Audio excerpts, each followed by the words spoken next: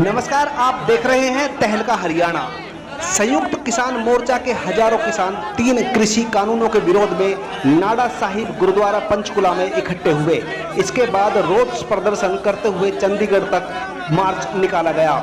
किसानों ने अपने हाथों में तिरंगा झंडा, किसान संगठनों के झंडे, तीनों कानूनों के खिलाफ लिखी हुई तख्तियां ली हुई थी। किसानों ने तीनों कानूनों के खिलाफ व सरकार के खिलाफ जमकर नारेबाजी की। किसानों ने तीनों कानूनों के खिलाफ जबरदस्त रोष प्रदर्शन किया। रोष मार्च में भारी संख्या में किसान शामिल हुए। किसान आज 26 जून को अपने मोर्चे के 7 महीने पूरे होने पर खेती बचाने और लोकतंत्र बचाने की दोहरी चुनौती का सामना कर रहे हैं। किसानों ने कहा कि देश हमें अन्नदाता कहता है। पिछले 74 साल में हमने अपनी इस जिम्मेदारी को निभाने में कोई कसर नहीं छोड़ी। जब देश आज़ाद हुआ तब हम 33 करोड़ देशवासियों का पेट भरते थे। आज उतनी ही जमीन के सहारे हम 140 करोड़ जनता को अन्न देते हैं। कोरोना महामारी के दौरान जब देश की बाकी अर्थव्यवस्था ठप हो गई थी, तब भी हमने अपनी जान की परवाह किए बिना रिकॉर्ड उत्पादन किया और खाद्यान्न के भंडार खाली नहीं होने दिए। लेकिन इसके बदले में सरकार ने हमें दिए 3 ऐसे काले कानून जो हमारी नस्लों और फसलों को बर्बाद कर देंगे, जो खेती को हमारे हाथ से छीनकर कंपनियों की मुट्ठी में सौंप देंगे।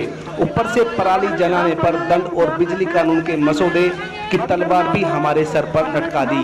किसानों ने कहा, खेती के तीनों कानून असंवैधानिक हैं, क्योंकि केंद्र सरकार को कृषि मंडी के बारे में कानून बनाने का अधिकार ही नहीं है। यह कानून अलोकतांत्रिक भी है। इन्हें बनाने से पहले किसानों से कोई राय मशवरा नहीं किया गया। इन कानूनों को बिना किसी जरूरत के अध्यादेश के माध्यम से चोर दरवाजे से लागू किया गया। इन्हें संसदीय समितियों के पास भेजकर जरूरी चर्चा भी नहीं हुई और तो और इन्हें पास करते वक्त राज्यसभा में वोटिंग तक नहीं करवाई गई।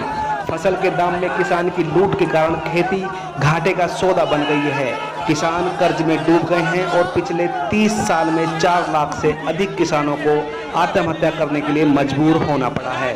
इसलिए हमने बस इतनी सी मांग रखी थी कि किसान को स्वामीनाथन कमीशन के फॉर्मूले के हिसाब से न्यूनतम समर्थन मूल्य पर अपनी पूरी फसल की खरीद की गारंटी मिल जाए।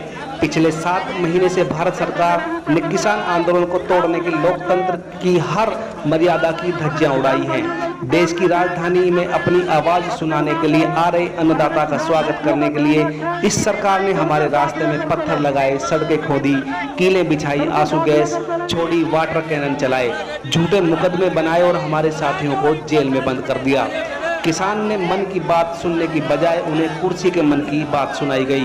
बातचीत की रस्म अदायगी की फर्जी किसान संगठनों के जरिए आंदोलन को तोड़ने के लिए कोशिश की गई। सरकार ने व इनके चैनलों ने आंदोलनकारी किसानों को अभी कभी दलाल, कभी आतंकवादी, कभी खालिस्तानी, कभी परजीवी तो कभी कोरोना स्प्रेडर कहा।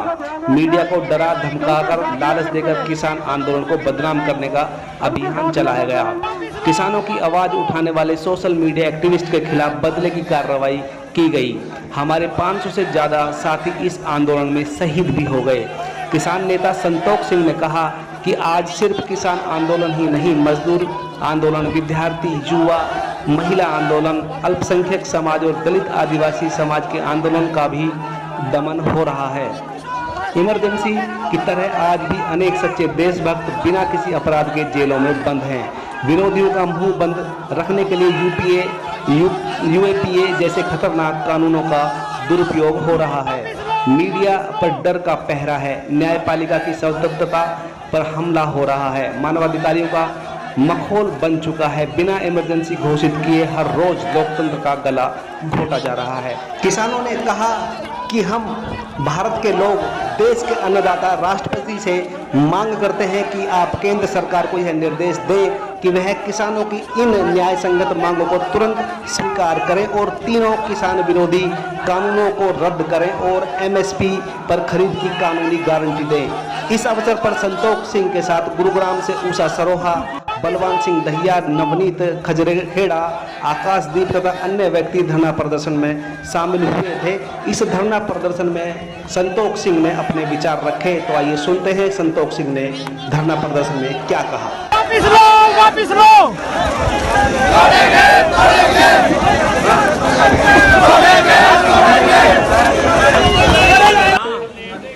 और नौजवान साथियों, हाँ भाई, आज किसान आंदोलन को 7 महीने हो गए हैं। सरकार ने जो 3 काले कानून जनता पर जबरदस्ती थोपे हैं, उसके विरोध में किसान जो है लगातार 7 महीने से दिल्ली के चारों तरफ कट ले मुझे कड्डी दिया था आज आपकी। लेकिन सरकार आंख बंद किए बैठी हुई है। ये जो कानून है, इनसे किसान का, मजदूर का, गरीब का, आम आदमी का शोषण होगा और ये कानून सीधे सीधे पूंजीपतियों को लाभ देने के लिए बनाए गए हैं। और इसी के विरोध में आज यहाँ इकट्ठा हुए हैं और रोष मार्च निकालेंगे हरियाणा राजभवन तक और हरियाणा राजभवन के बाहर धरना देंगे। उसके बाद राष्ट्रपति के नाम रोष पत्र सौंपेंगे गवर्नर को। साथियों, ये जो आंदोलन है, ये बहुत मजबूत आंदोलन है। आज 7 महीने के बाद भी जो इतनी भारी संख्या में किसान यहाँ इकट्ठा हुए हैं, ये सरकार की चूड़े हिला देंगे। नमस्कार, मैं हूं सोनाली फोगाट और आप देख रहे हैं तहलका हरियाणा। ज़्यादा से ज़्यादा इसको शेयर करें और सब्सक्राइब करें। धन्यवाद।